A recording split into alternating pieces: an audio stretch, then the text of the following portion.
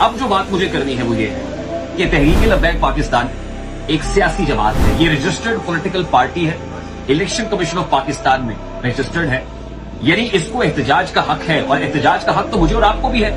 Right to association کا بھی ہے, پارٹی فارمیشن کا بھی ہے, جو تحریک لبیک نے کر لی. احتجاج میں بھی کر سکتا ہوں, آپ بھی کر سکتے ہیں. تحریک لبیک جو ایک رجسٹرڈ پولیٹیکل پارٹی ہے وہ بھی کر سکتی ہے. تو پھر اس احتجاج پہ اتنا طوفان کیوں برپا کیا جاتا ہے؟ قطع نظر ان سب باتوں سے میں تو یہ سوچنے پہ مجبور ہوں کہ اتنا گھٹن زدہ ماحول کیوں ہے کہ بات کہنے اور بات سننے پر بھی پابندی. مذاق لگتا ہے نا جس بستی میں سانسوں کی رفتار پر بھی پہرے ہوں, حاکم کے محکوم پہ لگائے گھاؤ گہرے ہوں, مقہور و مجبور باسیوں کی پلکوں پر بھی آنسو ٹھہرے ہوں, اور یہ سب کچھ دیکھ کر بھی منصف بہرے ہوں. ایسی بستی میں بول کے لب آزاد ہے تیرے.